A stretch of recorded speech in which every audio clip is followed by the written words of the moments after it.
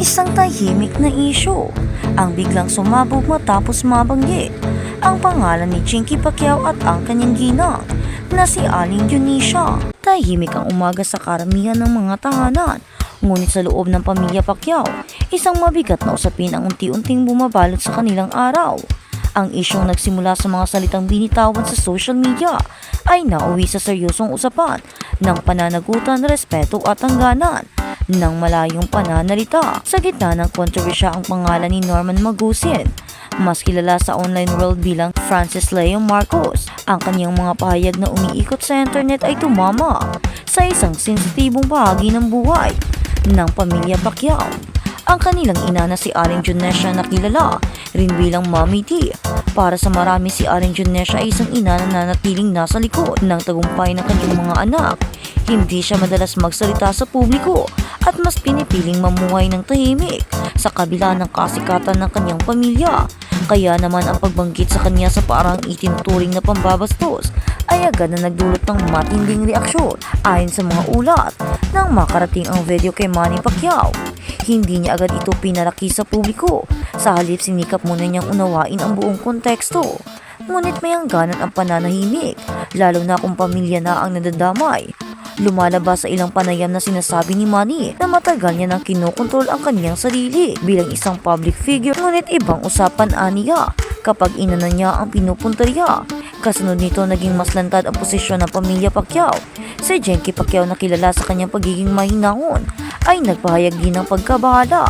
Para sa kanya, hindi lamang ito usapin ng personal na damdamin, kundi ng prinsipyo at respeto sa isang ina. Hindi nagtagal kumalat ang balitang pinag-iisipan ng pamilya ang pag-aain ng kaso laban kay Magusin. Ang hakbang na ito ay hindi umano para magpakitang lakas, kundi upang ipakita na may pananagutan ang bawat salita, lalo na kung ito ay nakakasakit at walang sapat na batayan. Sa kabilang panay, tila hindi na tinag si Magusin.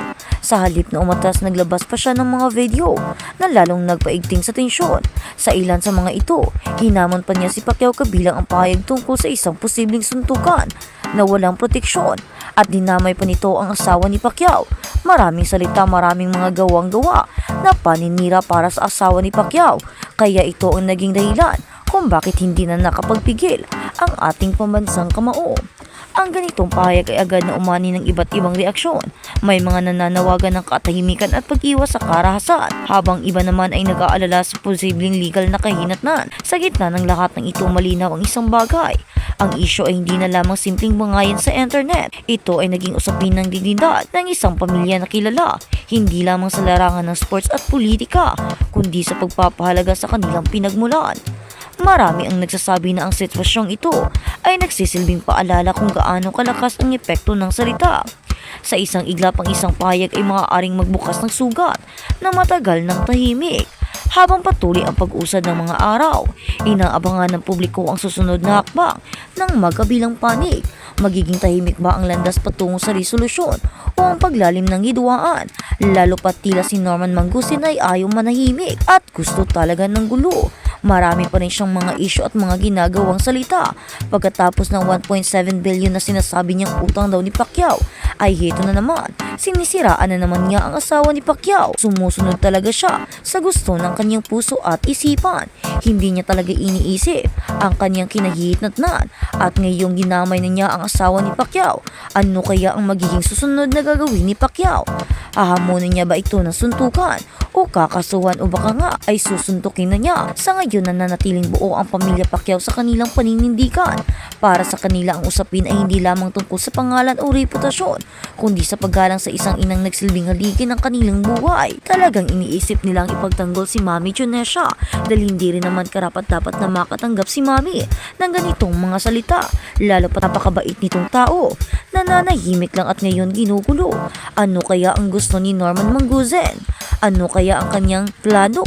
Bakit kaya siya nanggugulo sa pamilya Pacquiao? Totoo nga bang inggit siya? O baka naman ay meron talaga siyang pinaguhugutan?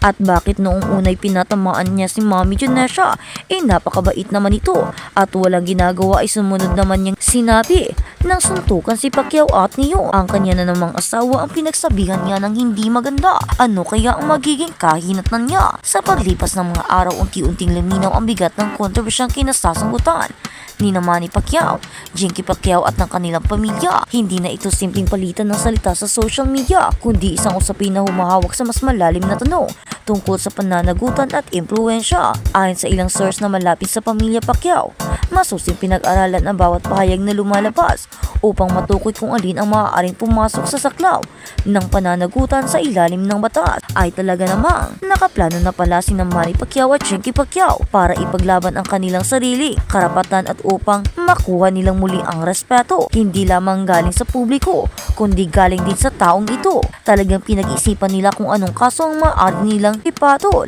o pwede nilang igawa para dito. Kaya naman mas magandang maging maingat kaysa gumawa pa ng mga mali na mas lalo pang magpapalala sa sitwasyon. Talagang nakakabilib na Manny Pacquiao at Jinky Pacquiao, dalawang mababait na tao, at talaga namang inubos ang mga pasensya nito. Kaya ang paghain ng kaso ay isa lamang magaan na parusa para sa isang taong katulad ni Norman Mangustin na nagkasala.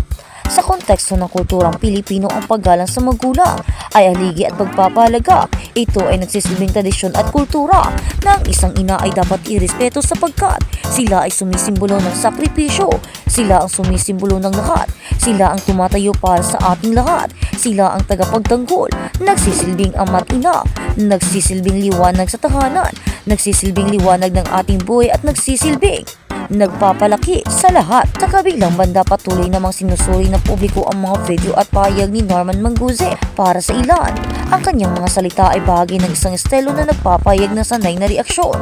Ngunit para sa iba, malinaw na may hangganan ang ganitong uri ng diskurso. Habang umiinit ang diskusyon, may mga panawagan mula sa iba't ibang sektor na pairalin ang mahinahong pag-uusap. May mga nagsasabing mas mainam na idaan sa legal na proseso kaysa sa palitan ng hamon. Hindi rin maikakailang impluwensya ng pangalan Pacquiao sa lipunan bilang isa sa mga pinakilalang pamilya sa bansa. Dahil dito mas lalo nilang binibigyang diin ang pangangailangan maging maingat at respeto sa bawat desisyon at pagiging responsable.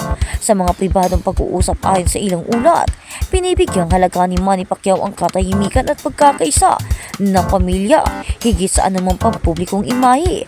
Samantala, patuloy ang paglabas ng iba't ibang opinyon mula sa mga taga-masid.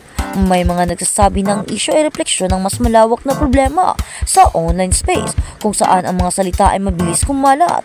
Ang ganitong mga pangyayari ay nagiging paalala na ang teknolohiya ay may kaakibat na responsibilidad. Sa panig ni Mangustin na nanatiling matapang ang kanyang tindig sa mga inilalabas na video, ang ganitong postura ay nagbubukas ng tanong kung hanggang saan ang hangganan ng kanyang kumpiyansa at kung kailan ito nagiging panganib sa sarili. Para sa mga legal na eksperto, ang bawat pahayag ay maaaring magkaroon ng implikasyon na higit pa sa inaasahan.